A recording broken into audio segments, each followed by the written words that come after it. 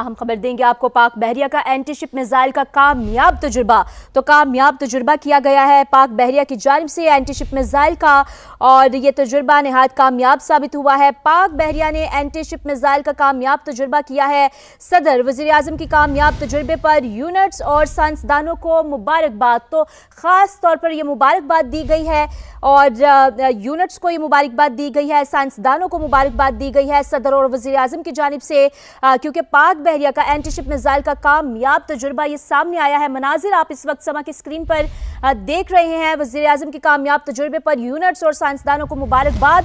पाक बहरिया का anti ship missile का कामयाब तजुर्बा, तो पाकिस्तान का नाम एक बार फिर से फख्र के साथ बुलंद हो चुका है और पाक बहरिया का एंटी शिप मिसाइल का कामयाब तजुर्बा ये सामने आया है।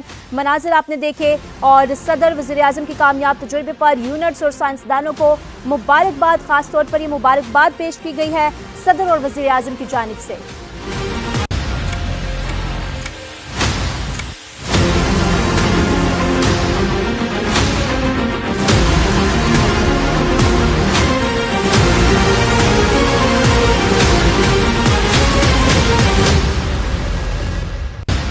एक और तजुर्बा, एक और कामयाबी पाक बहरिया की जानिब से एंटी शिप मिसाइल का कामयाब तजुर्बा, जिस पर सदर वज़ीर आज़म की कामयाब तजुर्बे पर यूनिट्स और साइंसदानों को मुबारकबाद।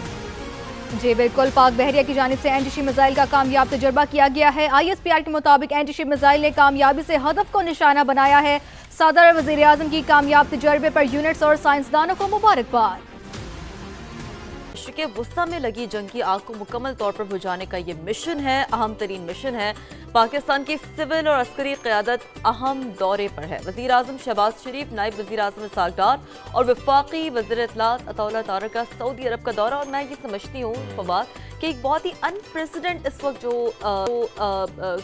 रोल है पाकिस्तान की जानिब से वो निभाया जा रहा है। अस्करी क़यादत तेहरान और फिर हम देख रहे हैं सियासी क़यादत, यानी कि बैलेंस डिप्लोमेसी की वाज़ेह मिसाल है इस वक्त जो मनाजिर हम आपको दिखा रहे हैं, और यकीनन इससे दिल भी बहुत खुश होता है। क्यों दिल खुश होता है? क्योंकि हम पाकिस्तानी हैं और पाकिस्तान ने हमेशा से अमन के लिए किरदार अदा किया है, और इस किरदार को देखते हुए अब दुनिया भी इसकी मोतरफ होती हुई दिखाई दे रही है। तो यकीनन जिस तरह शीरीन आपने कहा कि बहुत ही बैलेंस डिप्लोमेसी दिखाई दे रही है, तमाम ही फ़रीक़ैन को मुज़ाकरात की टेबल पर लेकर आना और फिर दुनिया में अमन की बात करना, अमन फैलाना और पाकिस्तान के ज़रिए अमन कायम होना, यकीनन ये बड़े प्राउड मोमेंट हैं जो इस वक्त हम विटनेस कर रहे हैं। वज़ीर आज़म और सऊदी वली अहद की इंतहाई अहम मुलाकात हुई है। दूसरी जानिब फील्ड मार्शल हाफिज़ सैयद आसिम मुनीर ने वफाकी वज़ीर दाखिला मोहसिन नकवी के हमरा तेहरान में ईरानी क़यादत से भी मुलाकात की है।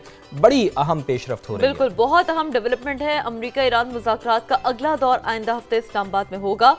समा ईरान अमरीका मुमकिना मुआहदे के अहम निकात भी सामने ले आया है, जिसके तहत वाशिंगटन ये जमानत देगा कि वो आइंदा ईरान पर हमला नहीं करेगा। तो जैसे कि अपने पिछले आवर में, पिछले घंटे में हमारे साथ अमरीका से भी जो सहाफ़ी मौजूद हैं, आसिफ अली भट्टी साहब, तो उन्होंने ये ब्रेकिंग न्यूज़ समा के नाज़रीन तक पहुँचाई और ये अहम निकात हमारे सामने रखे। अच्छा, इस अगले नुक्ते पे जाने से पहले शीरीन मैं आपसे वही ज़रा दोहराना चाहूँगा कि ये बाकायदा इसकी ज़मानत भी मांगी थी ईरान ने। ईरान ने ये कहा था कि भाई हमें ज़मानत दी जाए, ये ना हो कि जी 6 महीने बाद डोनाल्ड ट्रंप साहब फिर खड़े हुए हों और फिर किसी चीज़ को बुनियाद बनाकर वो हम पर हमला कर दे। तो ये भी ज़मानत मांगी गई, ये भी ज़मानत मांगी गई थी। अब देखिए ना, ईरान के मुंजमद असासे भी बहाल कर दिए जाएंगे, जबकि अपना हुर्मस को खोलने और जहाज़ों के गुजरने पर फीस वसूली का मामला अभी तय किया जाना बाकी है।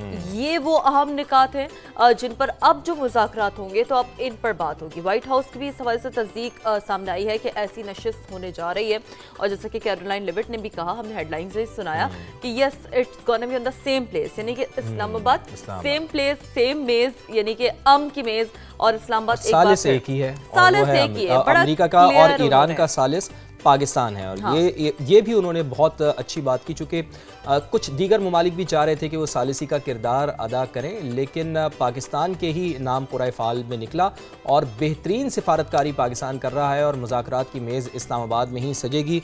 तो अमरीका की जानिब से उनकी तर्जुमान की जानिब से इस बात की तस्दीक हो गई। और इसके साथ साथ ख़जाना मोहम्मद औरंगज़ेब की UN सेक्रेटरी जनरल से मुलाकात हुई है। मशरिक़ वस्ता में कशीदगी के बाइस तरक्की पजीर ममालिक में फूड्स और तवानाई सिक्योरिटी पर पड़ने वाले असरात पर बात बातचीत ये हुई है। बहुत अहम पहलू है डेफिनेटली। जहाँ पर हम फ्यूल प्राइसेस वगैरह का जिक्र कर रहे होते हैं तो वहाँ पर ये पहलू बहुत अहम तरीन है, जिसमें डेफिनेटली फूड सिक्योरिटी वाला मामला बड़ा अहम है। एंटोनियो गुतरेस ने खित्ते और दुनिया भर के अमन और इस्तेहकाम के लिए पाकिस्तान के किरदार की तारीफ की है। ज़ाहिर पाकिस्तान ही तो वो मुल्क है ना, देखें अफेक्ट पूरी दुनिया हो रही है, ये बात पूरी दुनिया समझती है कि ज़ाहिर ग़िज़ाई बहरान भी आ रहा है, फ्यूल प्राइसेस भी हाइक कर रहे हैं, अमन और इस्तेहकाम भी दाव पर लगा हुआ है, लेकिन ये पाकिस्तान है जो देखें इस तरह की मुलाकातें कर रहा है। वज़ीर ख़जाना की MD IMF से भी मुलाकात हुई है। क्रिस्टालिना जॉर्जिवा ने कहा है कि कर्ज प्रोग्राम पर अमल ने पाकिस्तान को मौशी इस्तेहकाम बरकरार रखने में मदद दी है और मुस्तहकम पॉलिसी और इस्लाहात का तसलसल पायदार तरक्की फलाह बहबूद के लिए कलीदी हैसियत रखता है। इंडोर्स किए गए वो इनिशिएटिव जो पाकिस्तान ने तमाम तर सिनेरियो में लिए हैं। जी हाँ, बिल्कुल आपकी बात दुरुस्त है शिरीन, और ये तमाम मामलात हमारी इसके ऊपर बड़ी गहरी नज़र है और हम आपको जैसे जैसे डेवलपमेंट होंगी हम मुसलसल आपको समा TV आगाह रखेगा। और अब एक इंतहाई अहम और दर्दनाक इशू है लाहौर से, जहां सौतेली माँ ने बड़ी बेदर्दी से 4 साल की मासूम बच्ची को मौत के घाट उतार दिया है। जिन्नात के नाम पर हाज़री, काला जादू, ये सब बहाने थे। असल कहानी एक मासूम पर टूटने वाले जुल्म की है। 4 साल की फातिमा को जुल्म की भेंट चढ़ा दिया गया है। पता नहीं कैसे जिगरा एक किसी का ये अलाउ करता है, क्या ये वो भी एक माँ का, चाहे वो सौतेली ही क्यों ना हो, ये वाकई इंसान भी होता है? माँ है। जाहिर है ये चीजें सोचता है इंसान, क्योंकि देखिए ना ये पहला वाकया नहीं है। पुलिस के मुताबिक मुलजिमा अपने जो दीगर बच्चों पर भी तशद्दुद करती रही है, पुलिस ये रिपोर्ट कर रही है। फातिमा की बड़ी बहन कशफ भी इस जुल्म से महफूज नहीं रह सकी है। पता नहीं सफाकियत की इंतहा है, हम तो यही कह सकते हैं, लेकिन इसका बहुत हद तक ना इम्पैक्ट, ये बड़ा वैसे गौर तलब मामला है जो इसको जोड़ा जाता है जिन्नात से, जादू टोने से। तो बड़ा ज़रूरी है कि इसको थोड़ा सा ना फवाद माहिर नफ्सियात की लेंस से देखना। बिल्कुल आपकी बात दुरुस्त है, और माहिर नफ्सियात जादू टोना और जिन्नात की हाज़िरी वगैरह को जहनी खलल से तशबीह देते हैं। माहिरीन का कहना है कि ज़ईफ़ुल एतिक़ाद और जल्दबाज़ किस्म के लोग अपने जहनी मसाइल को ऐसे बहानों के पीछे छुपाते हैं। माहिर नफ्सियात डॉक्टर ताहिरा रुबाब इस वक्त हमारे साथ मौजूद हैं, उनसे जान लेते हैं कि सौतेली बेटी को तशद्दुद करके उसे जिन्नात की हाज़िरी कहने वाली माँ के बारे में वो क्या कहती हैं। डॉक्टर साहब बहुत शुक्रिया। क्या कहती हैं इस मामले के ऊपर आप, लोग ऐसा आखिर करते क्यों हैं? वो लोग जिनके बिलीफ सिस्टम बहुत ज़्यादा कमज़ोर होते हैं या इर्रेशनल होते हैं, मतलब वो उनकी कोई मंतक नहीं होती, तो वो यूजली आम तौर पे, या जो लोग सब्र करने वाले नहीं होते, जिनको जल्द से जल्द रिजल्ट्स चाहिए होते हैं चीज़ों के, वो नज़र आते हैं कि हमें तवीज़ धागों की तरफ, जिन भूतों की तरफ जो है वो जाते हैं। और फिर अक्सर जो है आपने देखा होगा कि लोग साइकोलॉजिकल प्रॉब्लम्स को भी हल करने के लिए, उनको लगता है कि साइकोलॉजिकल प्रॉब्लम्स तो नहीं है, तो उनको जिन भूत जो है वो आना शुरू नज़र लगता है कि जिनों भूतों की वजह से किसी भी इंसान की ज़हनी हालत भी जो है वो ख़राब है। दैन तीसरी चीज़ हम ये देखते हैं कि जी लोग जिन्नों की हाज़िरियाँ करवाते हैं, जैसे इस स्टोरी में भी बच्चे के ऊपर जो है जिनकी हाज़िरी होना और उसके ऊपर तशद्दुद, उसके कहने के ऊपर उस तरह से उसको किया जाना, जो है ये वो लोग आम तौर पे कर रहे होते हैं जिनका, एक तो आप इनको कह सकते हैं कि ये लोग ख़ुद भी साइकोलॉजिकली बहुत ज़्यादा डिस्टर्ब्ड होते हैं। ऐसे लोग जो हैं इनको हम ये समझते हैं कि साइकोपैथोलॉजी जो है इनके अंदर इस तरह की होती है, जिसमें ये दूसरे लोगों को और ख़ासतौर पे बच्चों को, क्योंकि बच्चे जो हैं वो अपना दफा नहीं कर सकते, वो अपने आप को बचा नहीं सकते, सिर्फ चीखते चलाते हैं। कई लोग जो कि जिसको आप कहते हैं कि साइकोपैथ होते हैं, दिमागी तौर पे हम दोबारा से उनको कहूँगी कि नफ्सियाती मरीज़ ही होते हैं, उनको बच्चों की चीखों पुकार से एक तो तसल्ली होती है, खुशी मिलती है, और वो चीखों पुकार को एंजॉय भी कर रहे होते हैं। ये लोग जो हैं अपने प्लेजर के लिए, अपनी खुशी के लिए, अपनी तसल्ली के लिए किसी भी इंसान को किसी भी हद तक डैमेज भी दे सकते हैं और किसी भी हद तक जो है वो जा सकते हैं। इन लोगों के एतकादात का ही असल में सारा जो है वो किरदार है। बहुत सारी ऐसी औरतें जो कि दूसरे बच्चों को नहीं एक्सेप्ट कर पाती, वो इस तरह की हरकतें ज़रूर करती हैं और वो किसी भी हद तक बच्चे को तशद्दुद देती हैं। इवन कई दफ़ा ये देखा गया कि उनको जला भी दिया जाता है। सो ऐसा होता है, और ऐसी औरतें ख़ास तौर पे उनको अपनी शादी के फ़ैसले के ऊपर जो है वो ख़ास तौर पे तवज्जो देनी चाहिए कि वो क्या ऐसे इंसान के साथ शादी करना चाहती हैं जिसके बच्चे हैं। अगर वो एक्सेप्ट नहीं कर सकती तो फिर उनको ये शादी नहीं करनी चाहिए। ठीक, बहुत बहुत शुक्रिया। डॉक्टर ताहिरा रुबाब साहिबा हमारे साथ मौजूद थी और वो हमें बता रही थी। और बात वही है शिरीन, अक्सर हम देखते हैं कि जब दूसरी शादी होती है तो जो सौतेले बच्चे हैं, ख़ास तौर पर चाहे वो वालिद हो या वालदा हो, वो उनको एक्सेप्ट ही नहीं कर पाते। इसी वजह से ताहिरा रुबाब साहिबा भी हमें बता रही थी कि ये वजह है, बुनियादी एलिमेंट ये है कि जिसकी वजह से इस तरह के वाक़यात हमें लेकिन देखने देखिए को ना, अपनी इस कंडीशन को जैसे कि उन्होंने बताया डॉक्टर साहिबा ने भी, कि उसको एक साइकोलॉजिकली उस पर जोड़ देना, फिर इस तरह के चीज़ें करना, तो डेफिनेटली ये तो किसी सूरत जस्टिफाइड नहीं है। बहरहाल वाक़यात रिपोर्ट हो रहे होते हैं। लाहौर में सौतेली माँ और सगे बाप ने 4 साल की बच्ची को तशद्दुद करके कत्ल कर दिया। ये एक और वाक़या है। दोनों मुलज़िमान को गिरफ्तार कर लिया गया। मुलज़िमान ने एतराफ़ जुर्म भी कर लिया। बयान दिया कि जिन्नात की हाज़िरी के दौरान बच्ची पर ये तशद्दुद किया गया है। ये उनकी जानिब से मौक़िफ़ है। बिल्कुल, पुलिस वाक़े की मज़ीद तफ्तीश भी कर रही है और इस अफसोसनाक वाक़े के हवाले से अब तक क्या हक़ाइक़ सामने आए हैं ये जान लेते हैं। जहांगीर खान हमारे साथ मौजूद हैं। जहांगीर, इंतहाई अफसोसनाक वाक़या है। इन्होंने तो अपनी बच्ची को ही कत्ल कर दिया है और जिन्नात का इल्ज़ाम उन्होंने लगा दिया है। तो पुलिस की जानिब से जब तफ्तीश की गई है तो क्या हक़ाइक़ सामने आए हैं जहांगीर अब तक?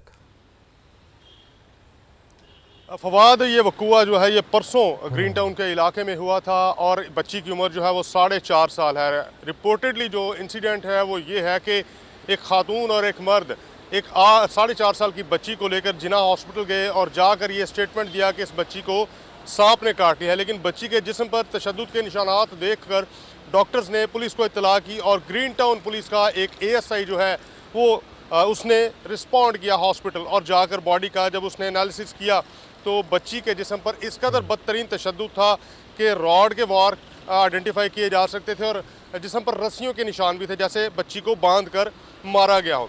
दोनों अफराद को, यानी उस खातून को और उस मर्द को, जब हिरासत में लिया गया तो उन्होंने इंकशाफ किया कि ये बच्ची जो है इस शख्स की सगी बेटी है, जबकि जो खातून है उसकी ये सौतेली बेटी है।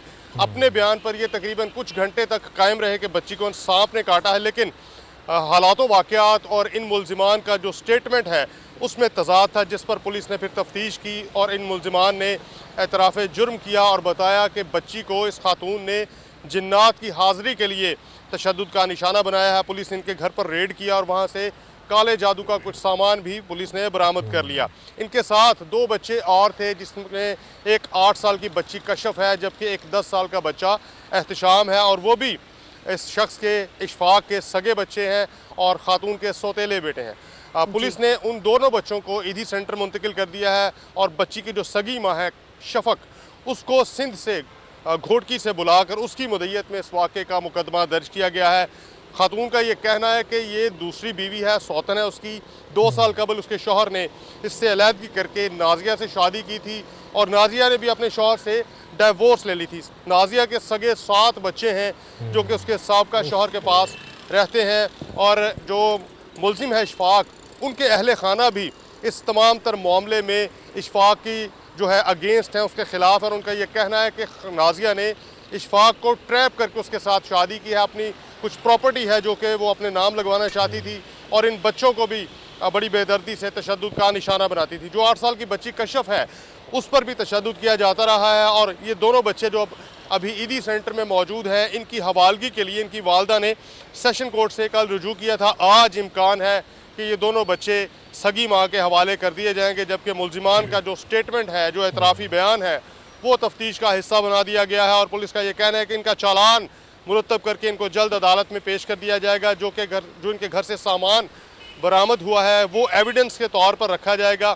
इस खातून ने चंद रोज़ कबल एक रॉड से इस बच्ची के सर पर वार किया था, जिससे इसके दिमाग पर गहरी चोट आई थी और उसके बाद इसके वालिद ने इस बच्ची का सर मोड़ दिया था, यानी इसके बाल उतार दिए थे और उनको ये लगता था कि शायद बाल उतारने से जो है इसके दिमाग पर जो गहरी चोट आई है उस पर फ़र्क पड़ेगा। जब ये बच्ची की डेड बॉडी हॉस्पिटल में रिसीव हुई तो इस बॉडी को देखकर ही ये अंदाज़ा किया जा सकता था कि कितनी बेदर्दी से और कितने अरसे से इस बच्ची को तशद्दुद का निशाना बनाया जाता रहा और बच्ची किस कदर तकलीफ़ में रहने के बाद जो है वो दम तोड़ चुकी है। पोस्टमार्टम इस बच्ची का मुकम्मल कर लिया गया और इब्तदाई पोस्टमार्टम रिपोर्ट में भी जिस्म के मुख्तलिफ हिस्सों पर तशद्दुद की निशानदही हो गई है।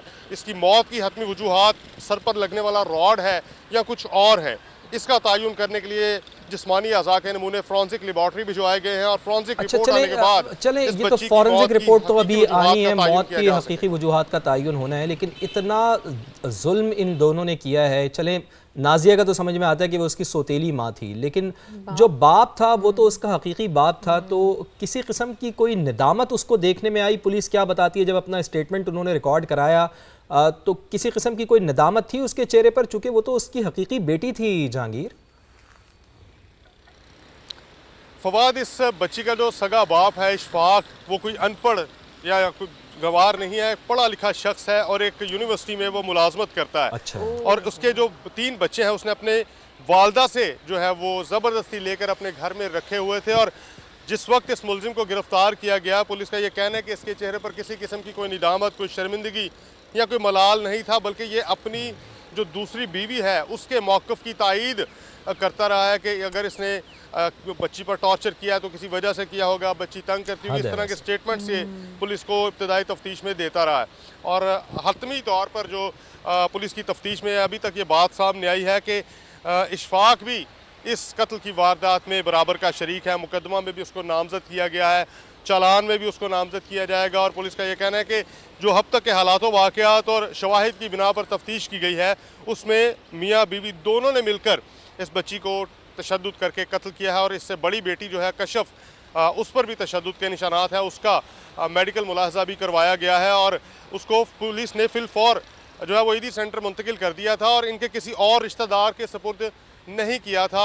इन्हीं खदशात के पेश नज़र कि अगर बच्ची अपने सगे बाप के पास महफूज नहीं है तो बाकी के रिश्तेदारों के पास वो किस तरह से महफूज हो सकती है। अब चूँकि सगी माँ जो है लाहौर पहुँच चुकी है, कोर्ट से उसने अदालत से रुजू भी कर लिया है, इम्कान है कि आज ये बाकी के 2 बच्चे जो हैं एहतशाम और कशफ, उनको सगी माँ के हवाले कर दिया जाएगा। और इस मामले की तफ्तीश जो है वो तकरीबन मुकम्मल कर ली गई है। इनके स्टेटमेंट्स भी रिकॉर्ड किए जा चुके हैं, शवाहिद भी इकट्ठे कर लिए गए हैं।